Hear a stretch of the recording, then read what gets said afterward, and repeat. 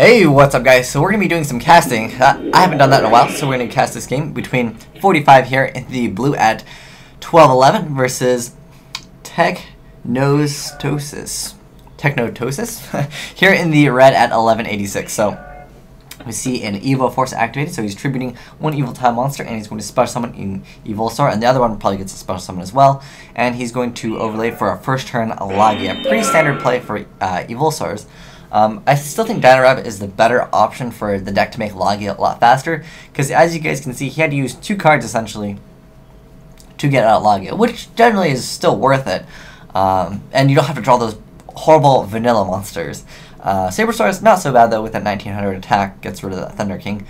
Because this deck, well, not specifically Evolsaurs, but just Dino Rabbit has kind of a tough time dealing with Thunder King sometimes.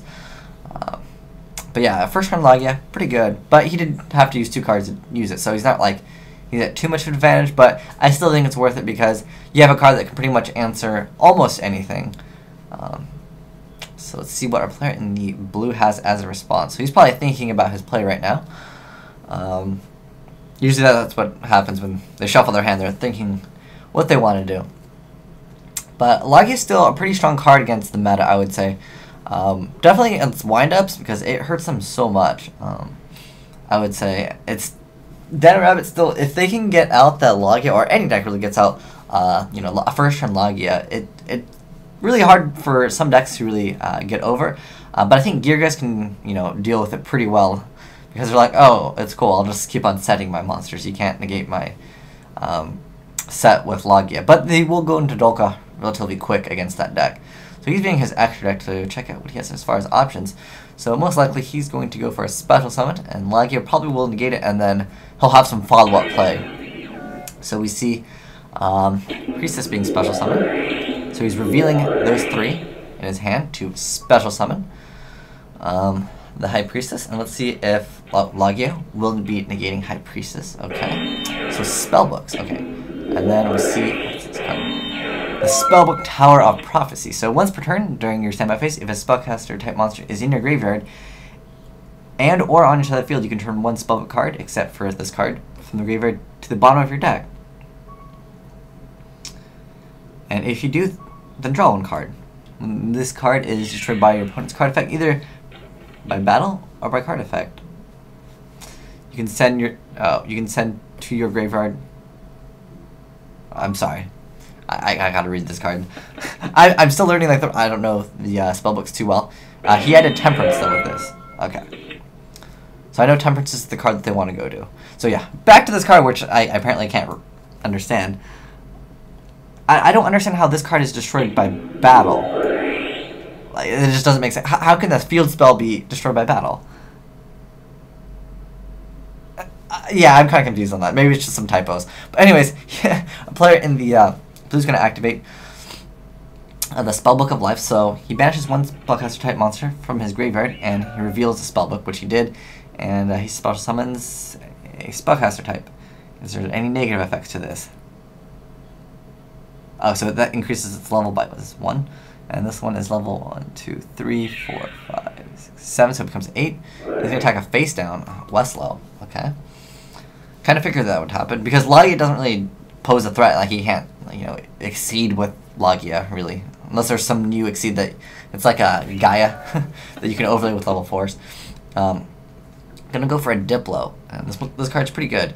So when it's special summon, you get to target 1 spell trap card your opponent controls, and you can destroy that target. So he's going to target the Spellbook Tower of Prophecy. So when this one is destroyed by battle or by card effect, and sent to the graveyard, you can special summon 1 spellcaster type monster from your hand or deck whose level is equal to the number of spellbook cards in your graveyard. So you can special summon level 1. Pretty good. That's pretty interesting. So I'm really liking the spellbook, and he can, yeah, this dies because yeah, that's pretty interesting. I hope spellbooks win because spellbooks, I haven't really seen them really get off extreme plays, but this guy looks like he knows what he's doing. I mean, he's 1200 playing spellbooks, so looking pretty decent right now. What are they? So light, because I know that Chaos Sorcerer apparently went to 1 because of this deck. Like, there's some like loops that you can use with Chaos Sorcerer. So I'm interested to see what kind of combos there are with this deck. So, I mean, he could maybe make, see, the problem is, again, I'd say maybe Evoltiles kind of have that same problem of getting over larger monsters. Because I know when they're special summon by Evolsaurs, they usually have, like, they'll, like, lose 200 attack or something like that. Spellbook Tower misses timing. Only if you chain MST to it. I'm unaware of.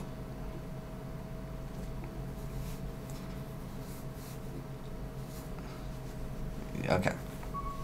Again, I'm sorry, I don't know spellbooks, so I don't know all the rulings on this. But yeah, I'm really curious. It says when this card is destroyed by your opponent card, either by battle or by card effect. I don't know how you can destroy a spell card by battle. You can battle the spell card, apparently. Again, I think it's just like some translation issues, perhaps. So he's gonna go with Guaiba. And that's a pretty good card, because like this card's pretty vulnerable out there, but I mean it still lets the player. Oh, what's this one? Is he special summon this? Oh, misclick, I guess, from a player in the red. Okay, so he's going to attack that, the prophecy, and then maybe go for a Diplo. I was thinking, why didn't he pop this with Diplo? So he's going to add Justice of Prophecy. And he's going to go for another Guaiba. Oh, no, wait. Diplo is only by an Evoltile. These are Jiracs. Okay, gotcha. But I didn't understand early on why didn't he do that. Okay, so he's just basically stalling now because... yeah, I guess Evols maybe just still have that same problem as Dino Rabbit. It's just hard to deal with a bigger monster without, like, the back row. And I'm pretty sure, well, he accidentally summoned one monster, so unfortunately for our player in the red, our player in the blue knows what he has in his hand. So he's going to activate the effect. What is this? Banish a spellbook spell card from your hand or graveyard to target one card on the field and destroy that target. So that's a pretty good effect. And he's going to destroy the back row. Interesting. I figured if he successfully got out like his combos, that card was probably useless. And then he's gonna just add up some banishment. Target one of your banished spellbook cards, except for itself, the same one. Add it to your hand. You can only activate one spellbook of Alma per turn. So he's going to summon this, and he's going to tribute it to summon a level 5 or higher. Is it light or dark? So it's all about the chaos in here. I like that. So he's going to activate the effect, and he can destroy another card. Okay, so I understood now why he got rid of the Starlight, well, the back row before. Makes perfect sense. And wow, he's going to activate this card. This is one that gains 1,000 attack. Also, when it destroys an opponent's monster, you can add a spell card from your deck to your hand. You can only activate one of them per turn. So I like how the spellbooks, like, they're good, but all of them, let's say you can only activate one spellbook of that specific one per turn. But like, look at the hand advantage our player in the blue has. So I've heard that in the OCG, spellbooks are actually like a really good deck. So it'd be interesting to see how they do, because for a long time, spellcasters, there's a lot of support for them, but they never really did anything. But spellbooks definitely giving those spellcasters a lot of boost. So let's see what it does. Can you only activate one of these per turn? Yeah. So pretty much all the spellbooks you can only activate one per turn, which is interesting. I'm pretty sure that unless our player draws like Dark Hole plus like Heavy, it's gonna be very difficult to deal with this, because again, remember this one's effect is you can banish one spellbook spell card from your hand or graveyard to target one card in the field and destroy it. Like, that effect is insane. Being able to just destroy any card is just really good. Oh, so he's returning one to his hand to draw one. This is with this.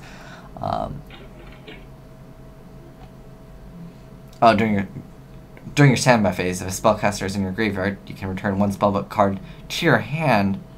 Wait, to the bottom of the deck. Okay, and if you do, then draw one card. Okay. It actually doesn't go to the... It just says it goes to the bottom. So, I think our player in the red hasn't seen spellcasters, and I haven't really seen them either. And this guy in the blue is playing them very well. Because it says bottom of the deck. It's like Destiny Hero Diamond Dude. Diamond Dude just puts it at the bottom of the deck. There would be no point to putting it at the bottom and then shuffling it. That would ruin the purpose.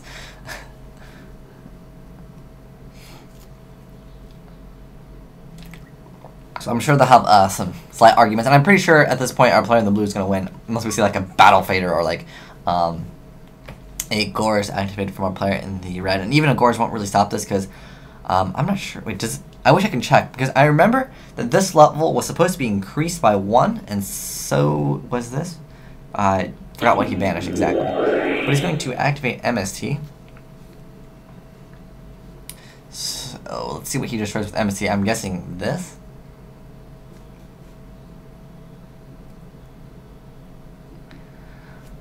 And he's going. Oh, it's just going to target random back row. Okay, so banish up to 3 spellbooks. Okay, and activate one of the following effects.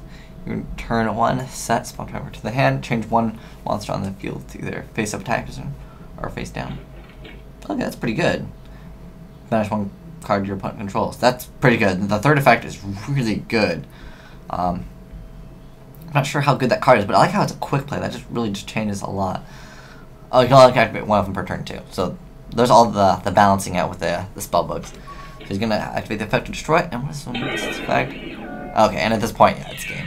That was pretty cool. Unless again we see a like Battle Fader, but I don't think Evoltile is going to play that. That was pretty interesting. I'm sorry I don't know all the cards, but that was a pretty interesting match. You could really see the power of that deck. Like, being able to just pop 1 card on the field every turn, like with this, that's pretty insane. That's almost like Inzectors all over again, except for, like, this deck has a lot of consistency. Like, everything just searches out, you get, you know, a card for a draw power. Pretty interesting deck. And I know that there's one, like, spellbook is like, just add another spellbook. Like, it seems like you have a really good consistency in this deck, so perhaps this could be a tier, you know, maybe 1 to 3 deck, you know. I don't really know it too well again, but I know in the OCG apparently it's doing good. So thanks for watching, guys. Asian Eyes White Dragon, signing out.